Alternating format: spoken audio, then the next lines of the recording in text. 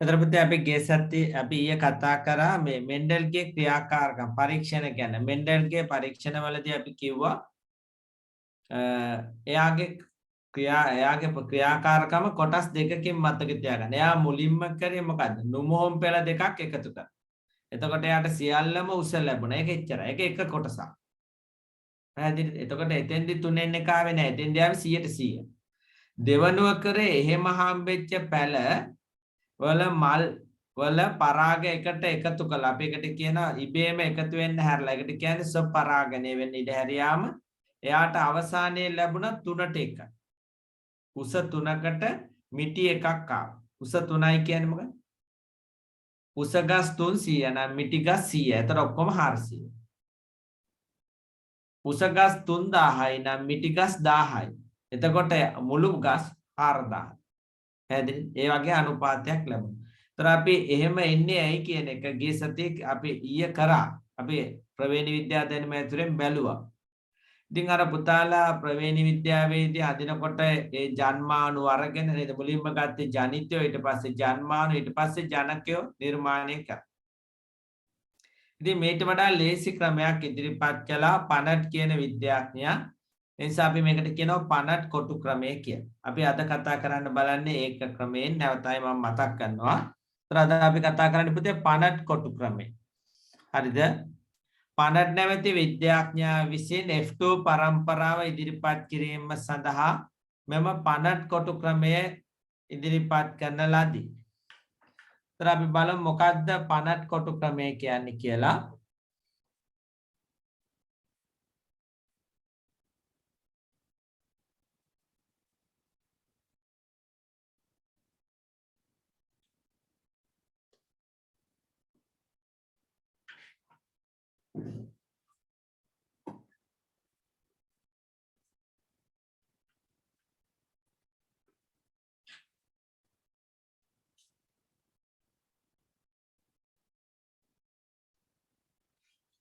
හරිද? පනට් කොටු ක්‍රමයේදී හොඳට අහගෙන ඉන්න. පනට් කොටු ක්‍රමයේදී පුතේ ලොකු දෙයක් කරන්නේ නැහැ. දැන් අපි හිතන්නකෝ අපිට ඉන්න මෞෂාක දෙක capital T simple T වැඩි කිරීම capital T simple T කියලා මේ වැඩි කිරීමෙන් කියන්නේ පුතේ මුහුම් කිරීමක් කියලා. එකතු කරා කියලා හිතන්න. දැන් මේකනේ අපි කරන්න ඕන. එතකොට අපි කරන්නේ පනට් කොටුවක් අඳිනවා. හරිද? මේ ජන්මාණු දාන්න පුළුවන් විදිහට. එතන මෙතන ඔක්කොම 4ක් තියෙනවානේ. මෙතන මේ පැත්තට ජන්මාණු දෙකක් දානවා.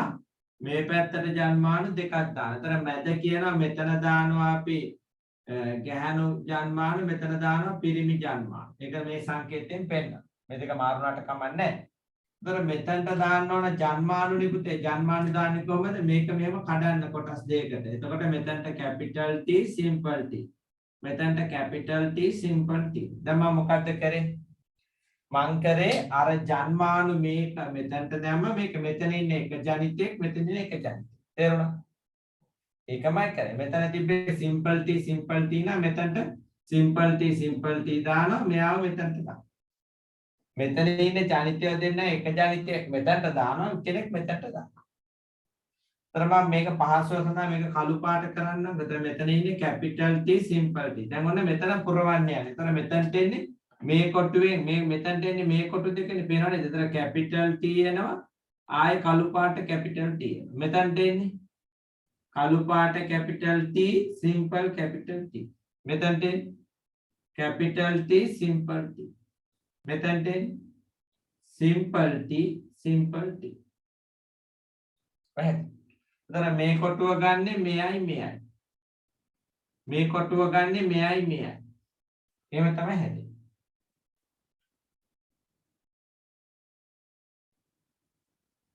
හරිද?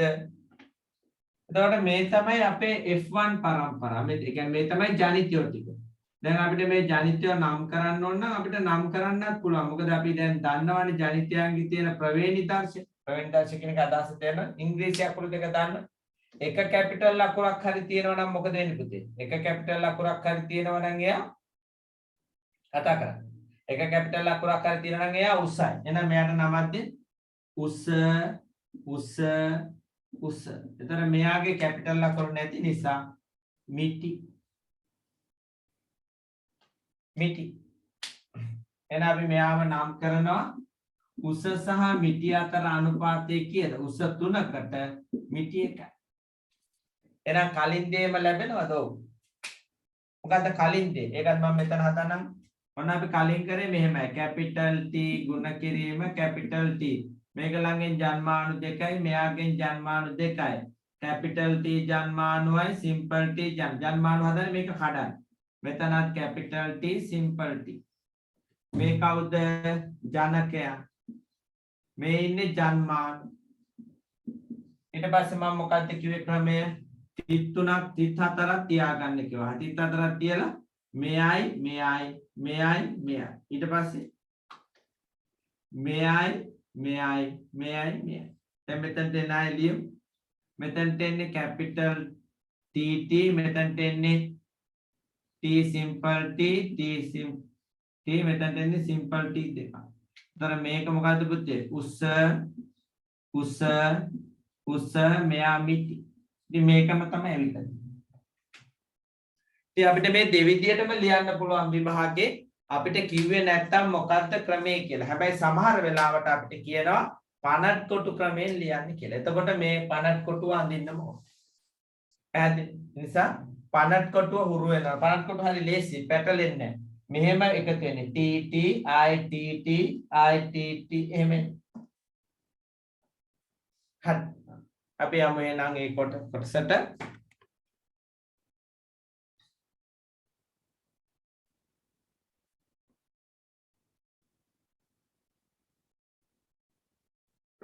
පනට් නැමැති විද්‍යාඥයා විසින් F2 පරම්පරාව ඉදිරිපත් කිරීම සඳහා මෙම පනට් කොටු ක්‍රමය ඉදිරිපත් කරන ලදී. හරිද? මේදී ප්‍රවේණි දර්ශයට අදාළ ඉංග්‍රීසි අකුරු පනට් කොටුව තුළ ලියනු ලබයි. එහෙනම් අපි ලියමු පුතේ. මේ විදිහට දෙපැත්ත ලියලා පුතාලා පුරවන්න බලන්න. පොඩි වෙලාවක් දෙන පුරවන්න.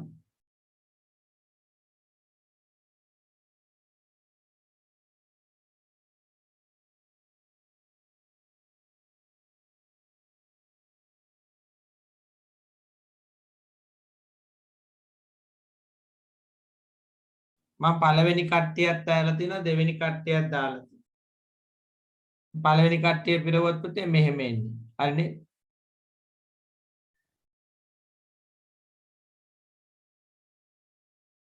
දෙවෙනි පරම්පරාව පුරවන්න.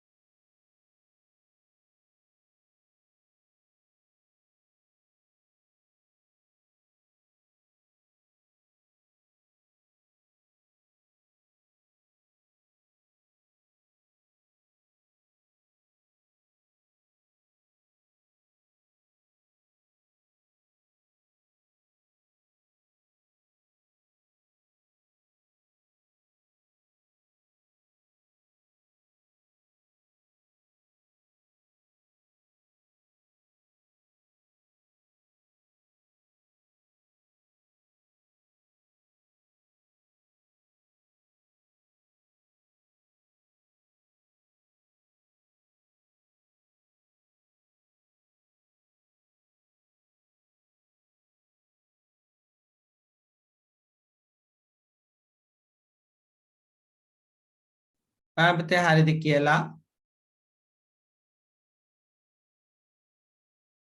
අපිට එතකොට මේගොල්ලන්ව නම් කරන්න පුළුවන්. මෙතන ලියන්න පුතේ මෙයා උස්ස, මෙයා උස්ස, මෙයා උස්ස, මෙයා උස්ස.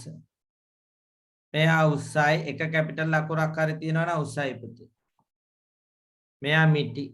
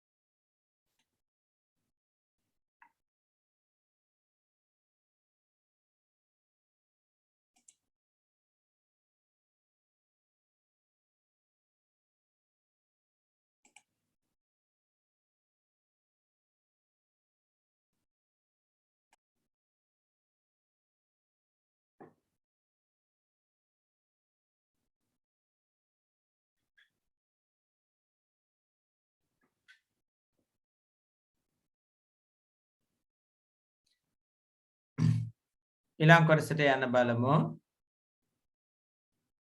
පුතාලට ගැටලුවක් දීලා තියෙනවා. නුමුහුම් පෙළ රැලි සහිත බීජ ශාකයක් සහ හොඳට කල්පනා කරන්න. තනින් කරන්න බලන්න. දැන් තේරෙනවද බලන්න. විෂම යුග්මක රැලි සහිත බීජ ශාකයක් මුහුම් කළ විට ලැබෙන රූපානුදර්ශ සහ ප්‍රවේණිදර්ශ සොයන්නලු. ඊට පස්සේ අපිට යටින් කියනවා පුතේ රැලි සහිත බව ප්‍රමුඛ ලක්ෂණය වන අතර ඒ කියන්නේ ඒක කැපිටල් R විදියට ගන්නලු. වටකුරු බීජ බව නිලීන ලක්ෂණයේ විදියට ගන්නලු. දැන් හොඳට අහගෙන. දැන් අපි මේ වගේ ගැටලුවක් දුන්නා මුලින්ම මොකද්ද කරන්න ඕන? ප්‍රවේණිදර්ශ හොයා ගන්න ඕන. පැහැදිලිද?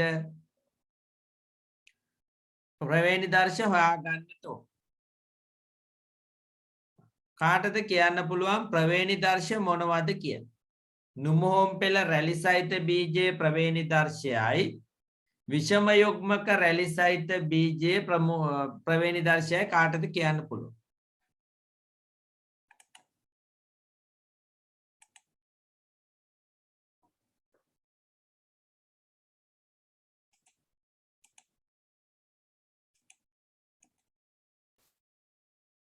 පුළුවන් පුතේ. නුමුහුම් පෙළ රැලි සහිත බීජ ශාකය සිම්පල් ටී පුතේ ඉන්න දැන් අපිට R කියලානේ ගන්න කියලා තියෙන්නේ. පුළුවන් ද එතකොට නුමුහුම් පෙළ රැලි සහිත බීජ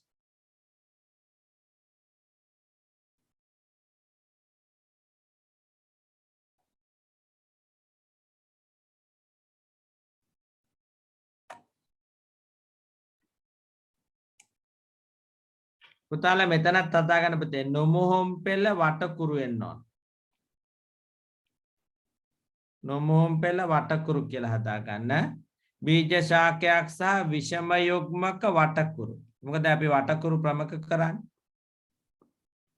හරි මමයි වරද්දන් තිබුණේ. නුමුහුම් පෙළ වටකුරු සහිත බීජ ශාකයක් සහ හැමෝම හදා ගන්න.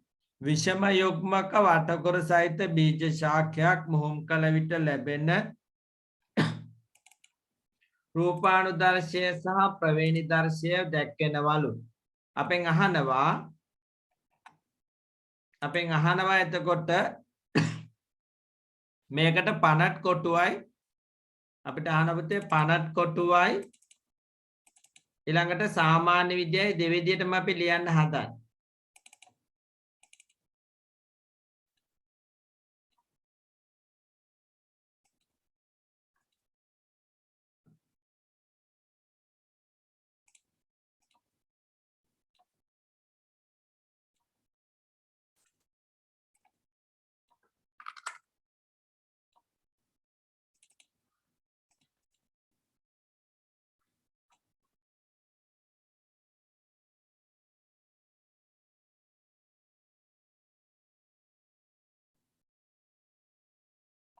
දැන් බලන්න එන උත්සාහ කරන්න බලන්න.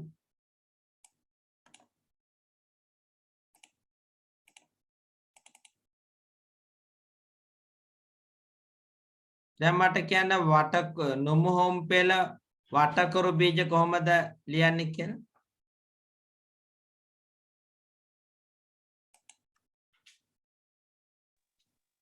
capital R capital R හුඟක් හොඳයි. කැපිටල් R කැපිටල් R මම මෙතන ලියනවා right. විෂම යුග්මක බව විෂම යුග්මක වටකරු බව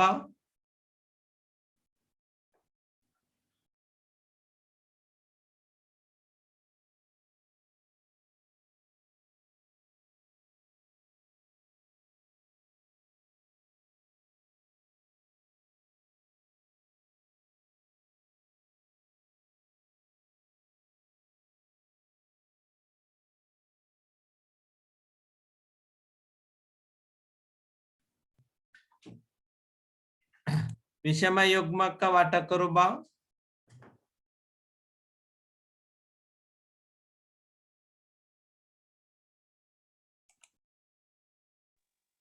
capital R simple R capital R simple R මට දු කියන්න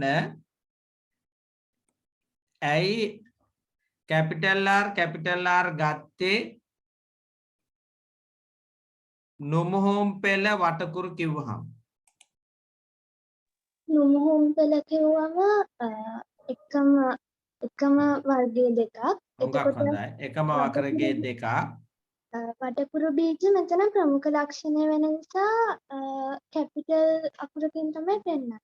අන්න හරි. අන්නේ තර්කය දැන් තියෙන්නට ඕන. තේරුණා නේද ගන්න විදිහ? අනිතර තේරුණාද? ඒක තමයි තර්කය පුතේ. මං කියන්නේ මේක තර්ක විද්‍යාවක් කියලා. ළමයි 1000ක් ලියුව 18ම එන්නේ එක උත්තරයයි. වෙන උත්තර ගන්න බෑ. නුමුහොම් පෙළ කියනකොට එකම අකුරු දෙකක් එන්න ඕන. වටකුරු බව ප්‍රමුඛයි කියපු නිසා මොකද වෙන්න ඕන? කැපිටල් R ගන්න ඕන. එතකොට විෂම යුග්මක කියනකොට නුමුහුම් කියන්නේ නැහැ. විෂම යුග්මකෙන් කියන්නේ අකුරු දෙකයි. ඒකත් වටකුරු කියන එකෙන් කියන්නේ කැපිටල් R අකුර තියෙන්න ඕන. එහෙනම් එන්නේ කැපිටල් R සිම්පල් R. පැහැදිලි? දැන් එහෙනම් පුතාලා මේ විදිහට පුරවගෙන යන්න. ඔන්න මේ දෙක දැම්මා. ඒකෙන් ජන්මානු ගත්තා. ඊළඟට ඒවා එකතු කළා අරගන්න. මම මේ පැත්ත හදනවා. ඔයගොල්ලෝ පනට් කොටුව හදන්නේ අත.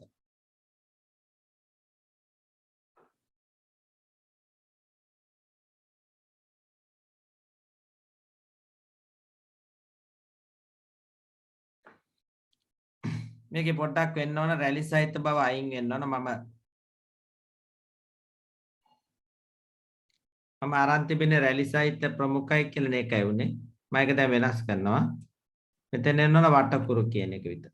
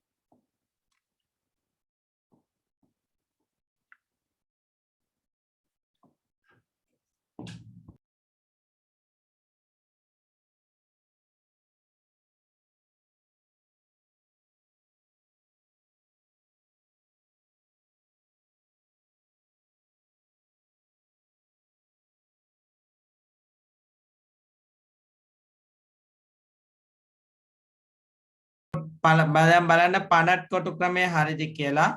අර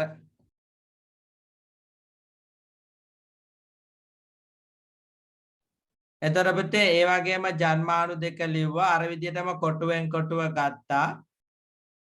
ඊට පස්සේ අපි ලියන්න ඕන මොකක්ද කියන එක. දැන් මෙතනත් වටකුරු කියලා එන්න ඕන.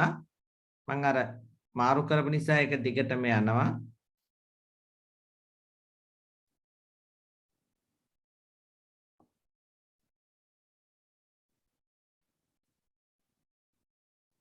එහෙනම් ප්‍රතිඵලය මොකද්ද පුතේ? වටකරු බීජ තමයි ඔක්කොම ලැබෙන්නේ.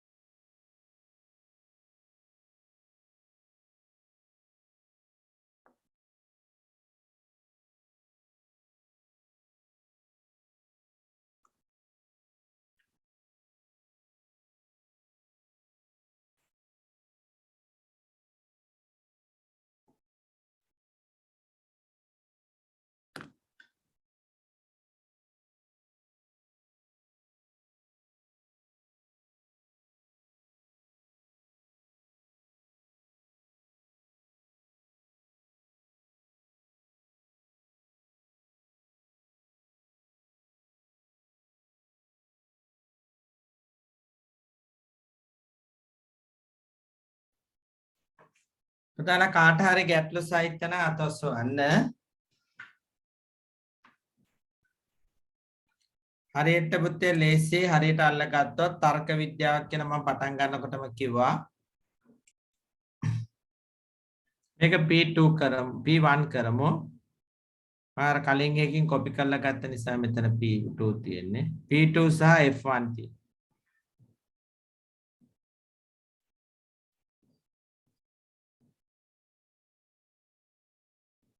හොඳයි දැන් ඔයගොල්ලන්ට වැරද්දක් දැක්කොත් අහු වෙනවට. ඒ කියන්නේ පාඩම තේරිලායි කියන්නේ.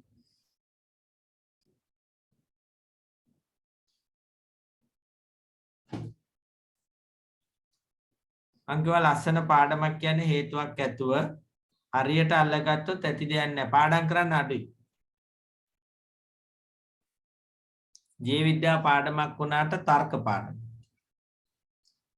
පුතාලට අහන්න පුළුවන් ඇයි සර් මෙහෙම ගත්තේ කියලා අන්න එහෙම තර්ක කරන්න. ඇයි මේකට සිම්පල් R ඉන්න බැරි? ඇයි මේකට කැපිටල් R ඉන්න බැරි කියලා අහන්න පුළුවන්. ඒ වගේම මට අහන්න පුළුවන් ඇයි කොහොමද ලිව්වේ කියලා. හේතුවක් ඇතුව ලියන්න. ඒ හේතුව තේරෙන්නේ නැත්නම් ලියන්න එපා. දැන් හිතන්නකෝ වටකුරු බීජ සහිත ශාකයක් කියලා දුන්නා නම් මොකක් වෙයි? ඒකේ අඩුවක් තියෙනවා. දැන් අපිට කිව්වා නම් වටකුරු බීජ සහිත ශාකයක් විෂම යුග්මක ශාකයක් එක්ක මොහොම් කරයි කිව්වා නම් මොකද අපි හිර වෙන තැන වටකුරු බීජයකේ මොකද්ද කැපිටල් R තියෙන්නත් පුළුවන්. කතා කරන්නේ කැපිටල් R සිම්පල් R තියෙන්නත් පුළුවන්. මොකද අපිට පැහැදිලිව කිව්වේ නැත්තම් යන්න බෑ. එතකොට මම පුතාලගෙන් අහනවා රැලි සහිත බීජ කියලා කියන්න පුළුවන්ද? රැලි සහිත බීජ කියලා කියන්න පුළුවන්ද?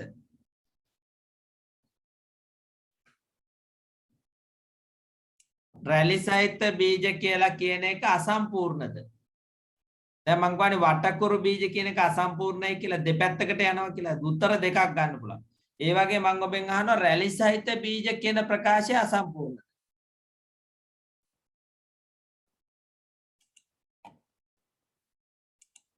අපිට අසම්පූර්ණද?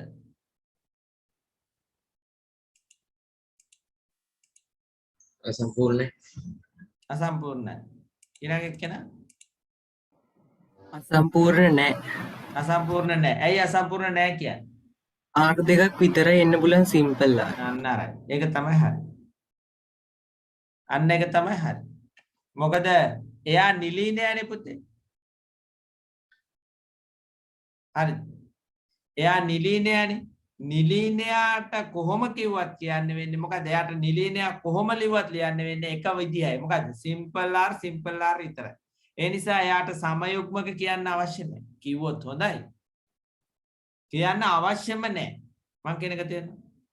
දැන් ඔබ පාසලකට ඇතුල් වුණාම දැන් ඔබ සමහර වෙලාවට හිතන්නකෝ පාසලට ඇතුල් වුණාම සිකියුරිටිට කියනවා මට විද්‍යාසර්ව හම්බෙන්න ඕන. මම හම්බෙන්න ආවා කියලා හිතන්නකෝ. එතන මොකද්ද සිකියුරිටි අහන ප්‍රශ්න? ඔව් අපි දැන් මොකද විද්‍යාසර්ලා දෙතුන් දෙනෙක් කියලා නම් මොකක්ද අහන්නේ? මොන විද්‍යාසර්ද? පැහැදිලිද? මොන විද්‍යාසද කියලා අහන්න පුළුවන්. හැබැයි ඔබ විදුහල්පතිතුමාව හම්බෙන්න ආවනම් සිකියුරිටිට කිව්වොත් මම විදුහල්පතිතුමාවයි හම්බෙන්න ආවේ කියවොත් එයා කියන්නේ එයා අහන්නේ නැහැ මොන විදුහල්පතිතුමාද කියලා. ඇයි ඒ? එක්කෙනා ඇයි? ඒ වගේ අපිට දෙන්නෙක් ඉන්න තැන තමයි පුතේ හරියට වෙන් කරලා දෙන්න ඕන. එක්කෙනෙක් ඉන්න තැන හරියටම වෙන් කරන්න අවශ්‍යම නැහැ. පැහැදිලි? ඉවරයි. ඊළඟ කොටට යන්න හදන්න.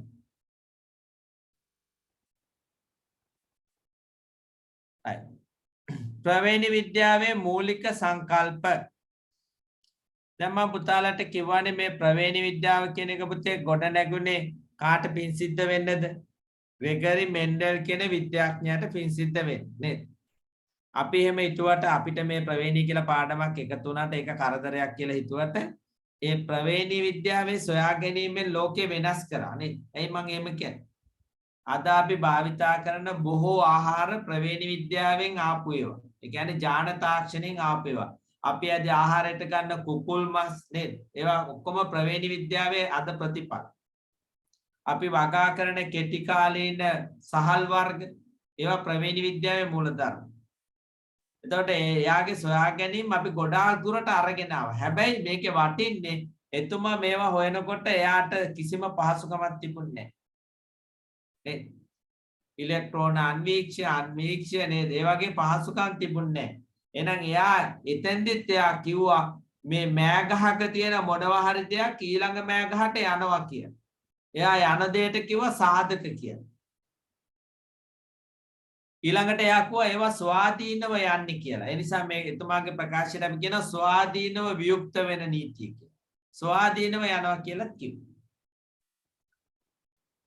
එතුමා කියපු සමහර ඒවා අද ගැටලු තියෙනවා, වෙනස්කම් තියෙනවා. ඒකට හේතුව තමයි එතුමා පරීක්ෂණ කරේ ගෙවතු මෑවලට විතරයි. අද අපි කුකුලන්ට ඒ පරීක්ෂණ කරාම වෙනස් වෙනවා. අද අපි කටරොළු මල් ශාකයට කරාම වෙනස් වෙනවා. ඒ වෙනස් වෙන්නේ එතුමා කරපු නැති නිසා. එතුමා කරපුවට හරි. නමුත් එතුමා නොකරපුවට කරාම ඒවා සමහර ඒවා වෙනස්කම් තියෙනවා. අපි ඒවට කියන්නේ වෙනස් වීම කියලා. ඒවා අපි පස්සේ චුට්ටක් කතා කරමු. නමුත් එතුමාගේ මේ සොයා ගැනීම ලෝකේ වෙනස් කරා. ඉතින් අපි දැන් ඉතින් අපි මේක ගලප ගන්න හදන්නේ එතුමා ඒ දවස්වල කියපු සාධක අද කියන්නේ මොකක්ද? ඥාන එච්චරයි. එතුමා ඒ දවස්වල කිව්වා නම් සාධක යුගලක් බලපානවා කියලා අද කියන්නේ මොකක්ද? ඥාන යුගලක් බලපානවා කියලා. ඈදිරි ඥාන යුගලක් බලපානවා කියන එක විතරයි. එහෙනම් සමයුග්මක සාධක යුගලක් කියන එක අද කියන්න පුළුවන් කොහමද? සමයුග්මක ඥාන යුගලක්. නොමොහොන් පෙළ සාධක යුගලක් කියන එක අද කියන්න පුළුවන් කොහමද? නොමොහොන් පෙළ ඥාන යුගලක්. විෂම යුග්මක සාධක යුගලක් කියන එක අද කියන්න පුළුවන් කොහමද පුතේ? විෂම යුග්මක ඥාන යුගලක්. ඒ අපිට ඥානයක් තිබුණයි කියලා එක ඥානයකට ජීවියෙක් බිහි කරන්න බෑ. දැන් හිතන්නකෝ මිනිසකම් ශුක්‍රාණුව කියන්නේ එකයි. හැබැයි ශුක්‍රාණුවට ජීවයක් බිහි කරන්න බෑ. ඩිම්බේ කියන්නේ තව ඥානයක්. එතකොට මේ දෙක එකතු වුනහම තමයි මොකද? දරුවෙකුගේ බිහිවීම ඇති වෙන්නේ. ඒ කියන්නේ අඩුම ගානේ රූපයක් ලැබෙන්න නම් ඥාන කීයක් ඕනද? ඥාන කීයක් ඕනද පුතේ? දෙකක් එන්න. එකක් දෙන්නේ මව් ශාක, එකක් දෙන්නේ මව, එකක් දෙන්නේ පියා. ශාකෙටත් එහෙම. ඒ නිසා මේ ඥාන ප්‍රකාශයයි සාධක ප්‍රකාශයයි දෙකම එකයි. වචනේ විතරයි වෙනස්. දැන් ඔබ සාධක ලියන්න දන්නවද? දැන් උස ලියන්න දන්නවා. මිටි ලියන්න දන්නවා. ඒ වගේ අපි දැන් එන්නේ මේ සාධක. මේකේ ආරම්භය ගැන චුට්ටක් කතා කරන්න. ප්‍රවේණි විද්‍යාවේ මූලික සංකල්ප. අගින් පුතේ ලියන්න යන්න එපා කලබල වෙලා. මෙන්ඩල්ගේ අදහස අනුව ජීවීන්ගේ ලක්ෂණ තීරණය වන්නේ අංශුමය සාධක විශේෂයකිනි. මෙම අංශුමය සාධක නූතනයේ ඥාන ලෙස හඳුන්වයි.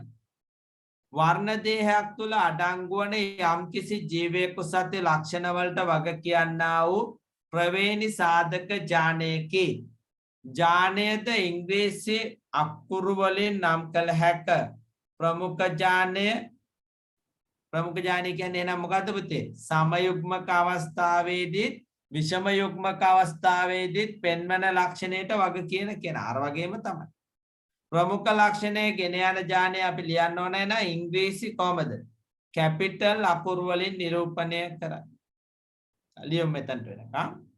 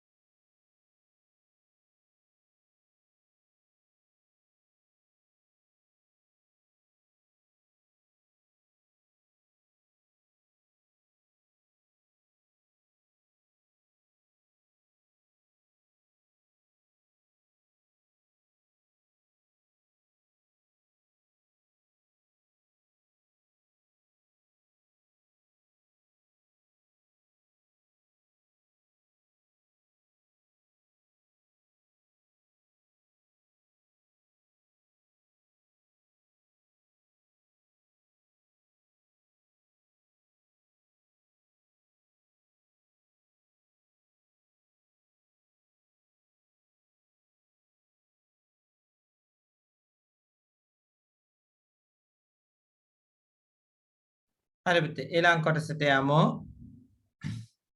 නිලීන ඡානය. නිලීන ඡානය කියන්නේ ඒ විදිහටම පුතේ විෂම සමයුග්මක අවස්ථාවේදී පෙන්වන්නේ නැති විෂම යුග්මක අවස්ථාවේදී ප්‍රකාශ වන නොවන ඡානය. sorry සමයුග්මක වෙලාවේදී පෙන්නනවා විෂම යුග්මක වෙලාවේ පෙන්වන්නේ නැහැ. සමයුග්මක අවස්ථාවේදී පමණක් ප්‍රකාශ වන විෂම යුග්මක අවස්ථාවේදී ප්‍රකාශ නොවන ලක්ෂණය සඳහා වග කියන්නා වූ ඡානය නිලීන ඡානයයි. නිලීන ඡානයේ ගෙන යන ඡානයේහි සිම්පල් අකුරෙන් දැක්වීම සම්මතයයි.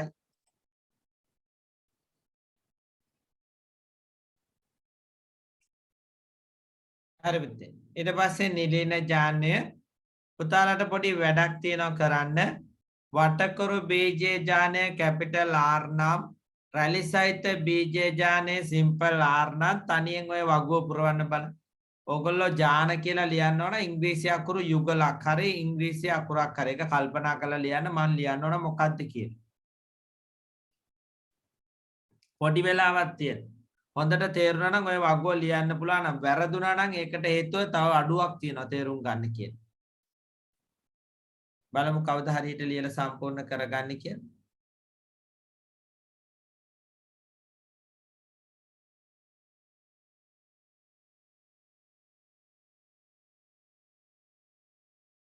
කියන්නේ එතන මේ විස්තරයට අනුව දැන් අපිට කියන්නේ නිලීන ඡාන වටකරු බීජ ඇති ඡාන කැපිටල් R විදියට ගන්නවලු පුතේ. රැලි සහිත බීජ ඡාන සිම්පල් R විදියට ගන්නවලු. තේරුණාද? එතකොට වටකරු බීජ සහිත ජීවයාගේ ඡාන කිව්වම අපිට පැහැදිලිව කියලා නෑනේ සමයුග්මකද විෂම යුග්මකද කියලා. පැහැදිලි. ඒ නිසා අපිට දෙන්නවම ලියන්න වෙනවා. නැත්තම් අඩුයි. ඊළඟ එකේ කියනවානේ රැලි සහිත බීජ ඇති ජීවයා එතෙන්දි කියන්න ඕනේ සමයුග්මකද විෂම යුග්මකද. මොකද අර මං කලින් කිව්වා වගේ එක්කෙනයි ඉන්නේ. එතන අපිට ලියත හැකි සිම්පල් R කියලා. ඊළඟට පුතේ සමයුග්මක ඡාන සහිත ජීවියා සමයුග්මක ඡාන තියෙන පුතේ මේ දෙකොල්ලන්ට කැපිටල් R සිම්පල් R. විෂම යුග්මක ඡාන තියෙන එක්කෙනාටයි කැපිටල් R සිම්පල් R. සමයුග්මක ප්‍රමුඛ කිව්වහම එක්කෙනයි කැපිටල් R. රැලි සහිත බීජවල ජන්මාණු කිව්වම පුතේ එක්කෙනයි. මොකද ජන්මාණු හදන්නේ තනි එකකින්.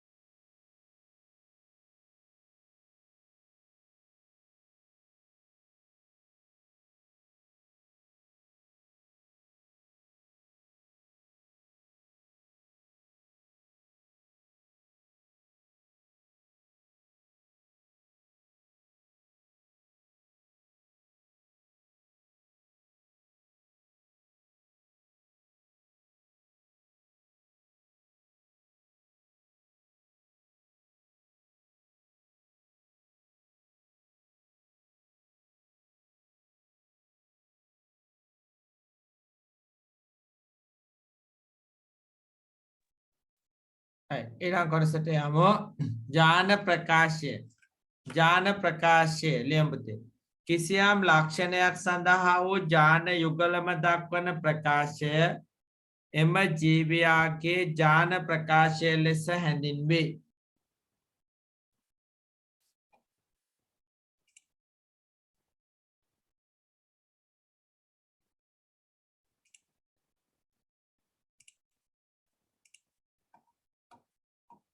කිසියම් ලක්ෂණයක් සඳහා වූ ඥාන යුගල දක්වන ප්‍රකාශය එම ජීවයාගේ ඥාන ප්‍රකාශය ලෙස හැඳින්වේ.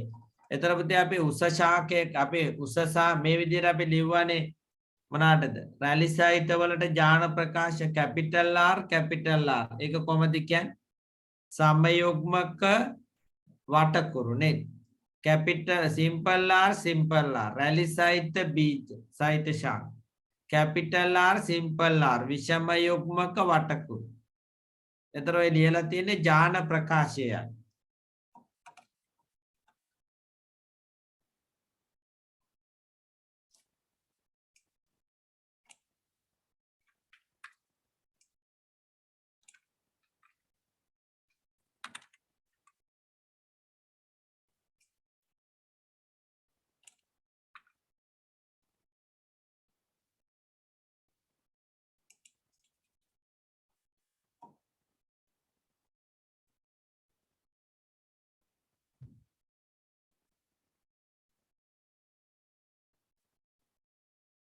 හරි පුතේ. වැදගත් කරුණු තියමු. ජීවීන්ගේ ලක්ෂණ පරම්පරාවෙන් පරම්පරාවට සම්ප්‍රේෂණය කෙරෙන ප්‍රවේණික ද්‍රව්‍ය ලෙස ක්‍රියා කරන්නේ වර්ණ දේහවල අඩංගු DNA වලට අපි කියන්නේ පුතේ ඩිऑක්සි රයිබෝ නියුක්ලික් ආම්ලය. මේ ඉතිසලා 10 පළවෙනි පාඩමේදී ඉගෙනගෙන තියෙනවා. ජීවයකගේ තිබෙන ලක්ෂණ රාශියක් තීරණය කෙරෙන සහ ඒවා ඉදිරි පරම්පරාවලට අහගෙන ඉන්න මුලින් සම්ප්‍රේෂණය කෙරෙන ඥාන අති විශාල සංඛ්‍යාවක් වර්ණ දේහ මත පිහිටයි. ඕනෑම ඥානයක් වර්ණ දෙයක් මත පිහිටන නිශ්චිත ස්ථානයක් ඇත. DNA අණුවක ආකෘතිය හඳුන්වා දී ඇත්තේ වොට්සන් සහ ක්‍රීක් විසිනි. ලියන්න.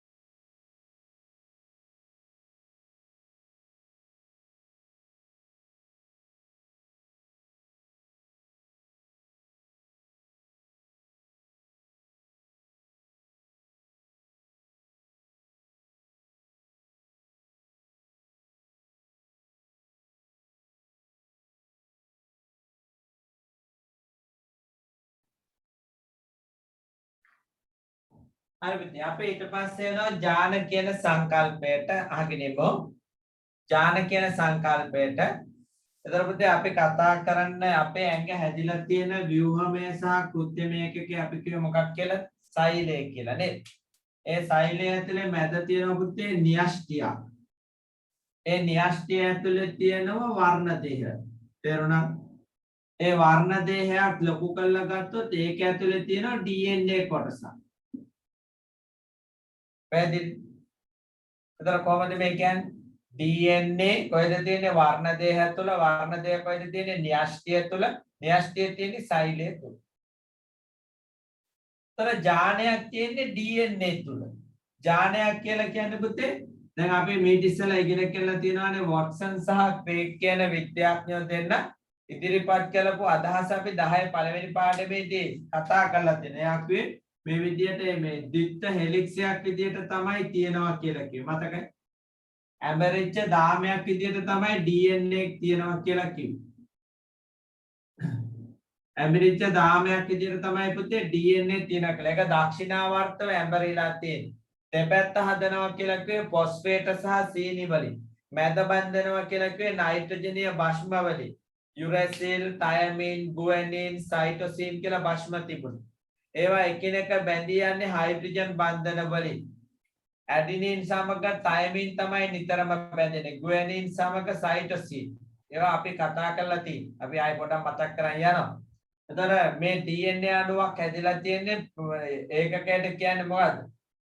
නියුක්ලියෝටයිඩයක් කියලා. නියුක්ලියෝටයිඩයේ තියෙන කොටස් තුන තමයි සීනි කාණ්ඩයක් තියෙනවා, ෆොස්ෆේට කාණ්ඩයක් තියෙනවා, නයිට්‍රජනීය භස්මයක් තියෙනවා. දැන් අපි වර්ණ දේහයක් ගත්තොත් පුතේ වර්ණ දේහයක හරි වර්ණ දේහයක් මම මෙහෙම ඇන්දොත් හොඳට අහගෙන ඉන්න. මේ තියෙන වර්ණ දේහයක් නම් මේ වර්ණ දේහය විභාජනය වෙන්න ලං වෙනකොට මේක මෙහෙම බෙදිලා වර්ණ දේහාංශ දෙකක් හදන. අපි මීට කලින් කියලා තියෙනවා වර්ණ දේහාංශ හතර. හරිද?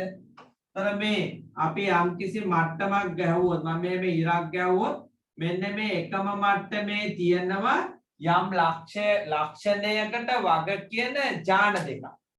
හිතන්නකෝ සමේ පැහැය කියලා. එතකොට මෙතන තියෙන්නේ මවගෙන් ලැබිච්ච සමේ පැහැයයි පියාගෙන් ලැබිච්ච සමේ පැහැයයි. ඒ දෙක ඒකට වග කියන ඥානය තමයි එතන තියෙන්නේ. තව ටිකක් පල්ලෙන් හිතන්නකො තියෙනවා කියලා තව ඥානයක්. ඒක ඇසේ වර්ණයෙන් නම් ඒකට බලනවා. ඒ කියන්නේ යම්කිසි ලක්ෂණයකට වග කියන ඥානයේ තියෙන නිශ්චිත තැනක් තියෙනවා. කොහෙද? වර්ණ දෙහි තුල. වර්ණ දෙහි තුල තියෙනවා. හරිද? එතකොට මේ එකම ඥානෙ නෙමෙයි. ඒතර මේක වෙන්නේ දැන් මවගේ එක මෙහෙම වෙනම ලං වෙනවා පුතේ. මවගෙන් එන එක්කෙනා වෙනම මෙහෙම ලං වෙනවා. එයාත් මෙහෙම වර්ණ දෙහාංශ වලින් වෙනවා. ඒතර වෙන්නේ දැන් මෙතන තියෙනවා නම් සමේ වර්ණය, මෙතන තමයි සමේ වර්ණයේ තියෙන. ඒතර මේක තියෙන්නේ මේක ලැබෙන්නේ පුතේ පියාගෙන්, මේක ලැබෙන්නේ මවගෙන්.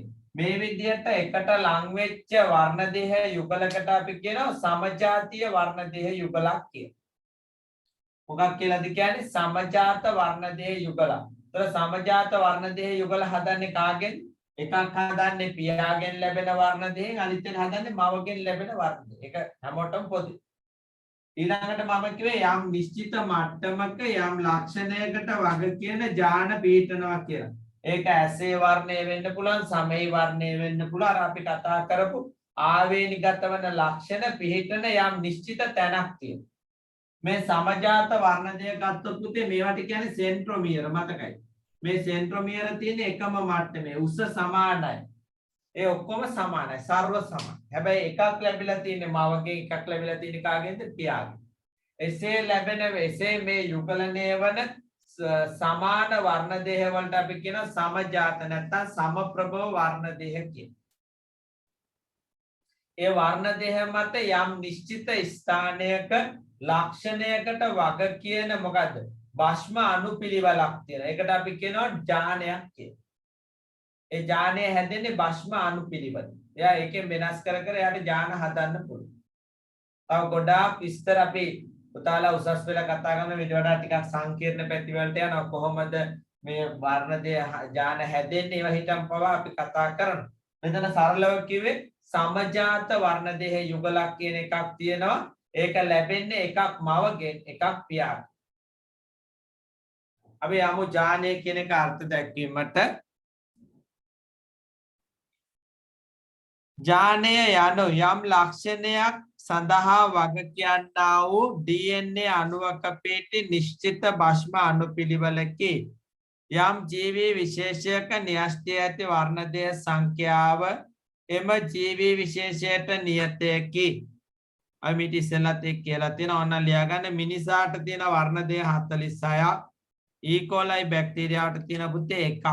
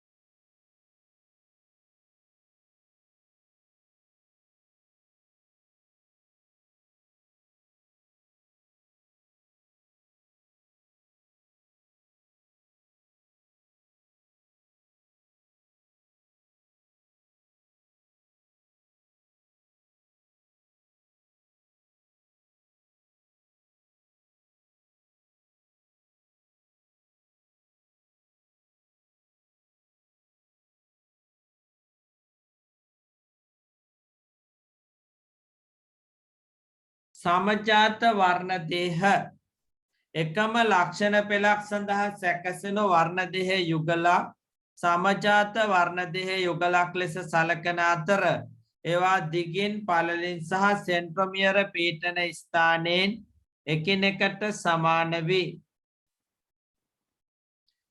ජීවයෙකුට මෙම සමජාත වර්ණදේහ යුගල උරුම වන්නේ එක් වර්ණදේහයක් මවගෙන්ද අනෙක් වර්ණදේහය පියාගෙන්ද වශයෙනි.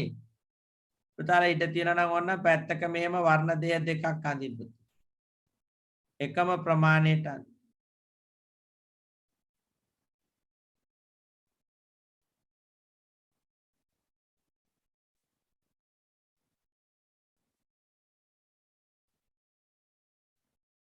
යම්කිසි ලක්ෂණයක් තීරණය කරන ඥාන යුගලක් පිටන්නේ සමජාත වර්ණදේහවල අනුරූප ස්ථානවලය.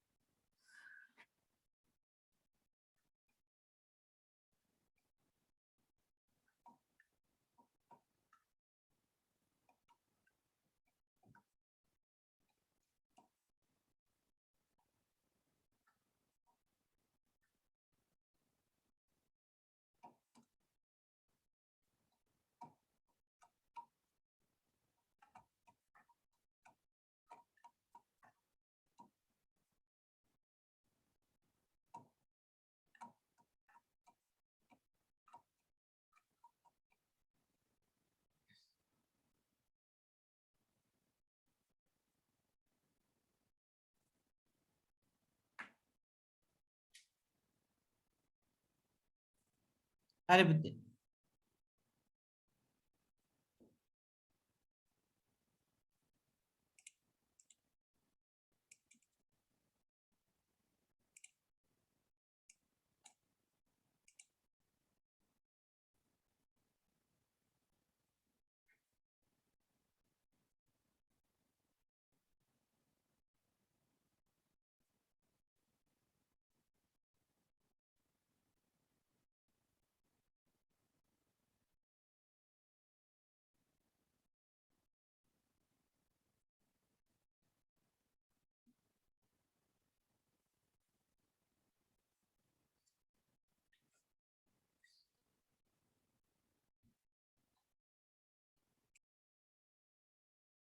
හරි පුතේ වොට්සන් සහ ක්‍රික් ආකෘතිය DNA අණුවක් යන දක්ෂිණාවර්තව ඇඹරුණු දාම දෙකකින් සමන්විත වූ එකිනෙකට ප්‍රතිවිරුද්ධ දිශාවලට දිවෙන ද්විත්ව හෙලික්සිය ව්‍යුහයකි.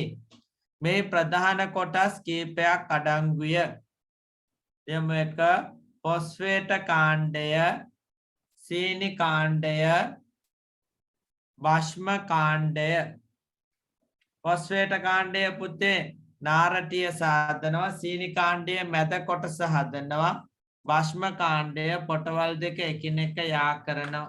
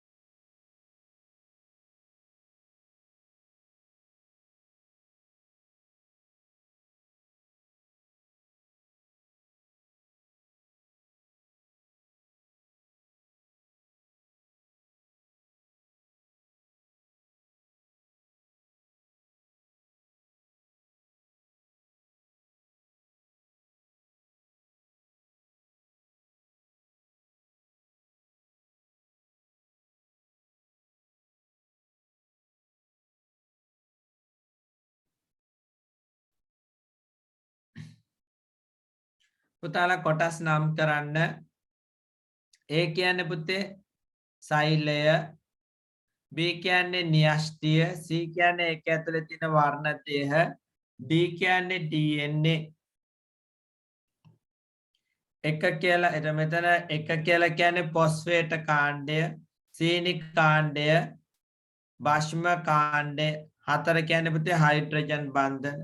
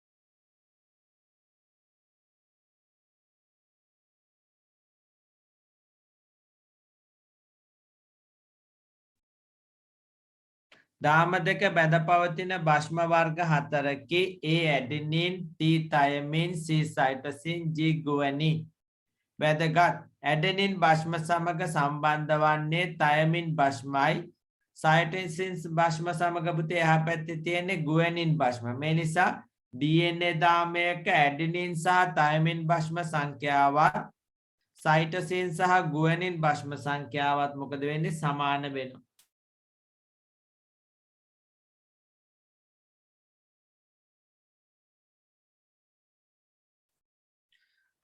ඊට පස්සේ මං කියවනේ පුතේ ආවේනික ලක්ෂණ මේ සම්ප්‍රේෂණයේදී මෙන්ඩල්ගේ රටාවෙන් වෙනස් වෙච්ච අවස්ථා කීපයක් තියෙනවා.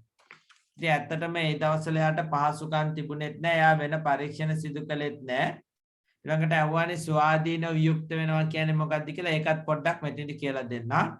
අපිට ගොඩක් කතා කරන්න නෑ. ආවේනික ලක්ෂණ මෙන්ඩලීය රටාවෙන් අපගමනය. එතකොට මෙන්ඩල් කියපු දේ ආයි බලන්න පුතේ ජන්මානු සෑදීමේදී සමජාත වර්ණදේවල පීටි ජාන ස්වාධීනව වියුක්ත වෙන බව ස්වාධීනව වියුක්ත වෙනවා කියන්නේ පුතේ දැන් අපි මෙතන උස ගහක් කියලා TT ගත්තානේ එයාගේ ජන්මානු T සහ T කියලා ගත්තානේ මිටි ගහක් අපි simple T කියලා ගත්තානේ එයාගේ ජන්මානු TT කියලා ගත්තානේ එතකොට මෙන්න මේ ජන්මානුවක් මේ දෙන්න එක්කම සම්බන්ධ වෙනවා ඒකට කියන්නේ නිදහසේ ස්වාධීනව වියුක්ත වෙනවා කියන්නේ. තේරුණාද? මේ ජන්මාණුව එහා පැත්තේ තියෙන ජන්මාණු දෙකත් එක්කම සම්බන්ධ වෙන්න පුළුවන් කියන එකයි කියන්නේ. ස්වාධීන.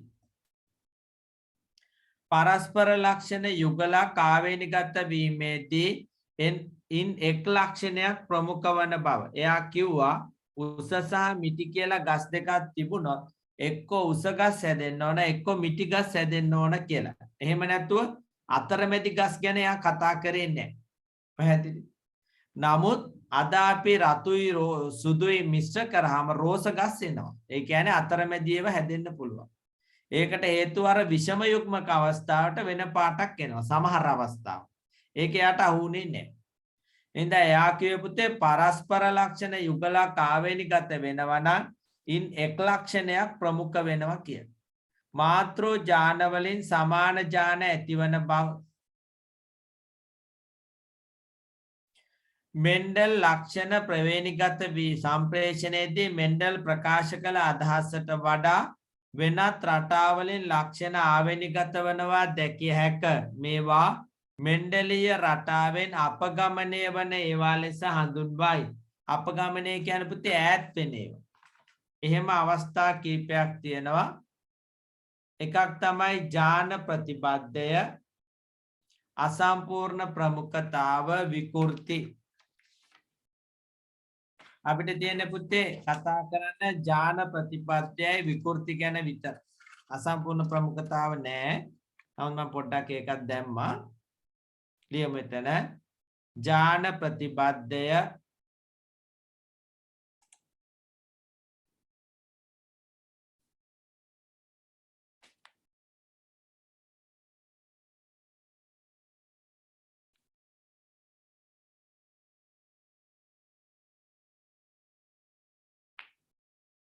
අසම්පූර්ණ ප්‍රමුඛතාව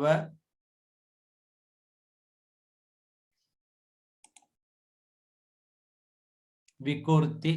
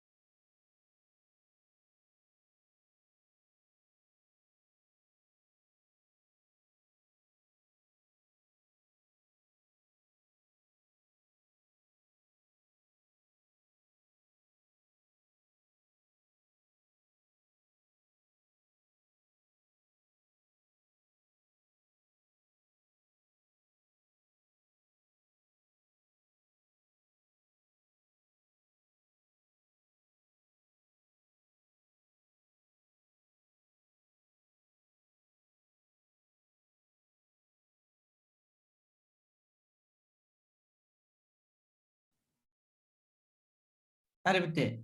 අපි බලමු පොඩ්ඩක් අසම්පූර්ණ ප්‍රමුඛතාව ගැන චුට්ටක් කියලා දෙන්නම්. මේකෙදි වෙන්නේ පුතේ අර මොකක්ද? රතුයි සුදුයි එකතු කරාම අපිට ආවේ සියල්ලම රතුනේ. පේනව නේද? මෙතෙන් දෙන්නේ රෝස. එතන රෝස ගස් දෙකක් මූම් කරාම නැවත එනවා රතුයි රෝසයි සුදුයි. ඒතර නැති ලක්ෂණයක් මතුවලා. ඇත්තට මෙතන වෙන්නේ මේ රෝස කියන්නේ පුතේ අර විෂම යුග්මක අවස්ථාව. නිකන් හිතන්නකො මෙයා RR නම් මෙයා සිම්පල් R නම් මෙයා RR. ඒකයි වෙලා තියෙන්නේ. මෙතනත් මෙයා RR මෙයා සිම්පල් R මෙයා මොකද වෙලා තියෙන්නේ? මේ විෂම යුග්මක අවස්ථාවට පාටක් ඇවිල්ලා. ඉතින් අපි ඒකට කියනවා අසම්පූර්ණ ප්‍රමුඛතාව කියලා. ඒතර තේරෙනව නේද? ඒ කියන්නේ ප්‍රමුඛ වෙන්න ඉඩ දීලා නැහැ. සුදු තෙල්ලිලා මාත් එනවා කියලා එයාත් තෙල්ලිලා කොටසකට. එතකොට රතු පෙන්වන්න බැරුව රෝස පාට වෙනවා. පරස්පර ලක්ෂණ දෙකක් මොහොම් කළ විට ලැබෙන රූපානුදර්ශය ඇතැම් අවස්ථාවලදී මෞෂාකයේ ලක්ෂණ වලට අතරමැදි ලක්ෂණ පෙන්වයි. රතු පාට සහ සුදු පාට කටරළු මල් මොහොම් කළ විට රෝස පැහැති ශාක ලැබුණි. ඒකට කියනවා පුතේ අපි අසම්පූර්ණ ප්‍රමුඛතාව කියලා. ඊළඟට පුතේ ඥාන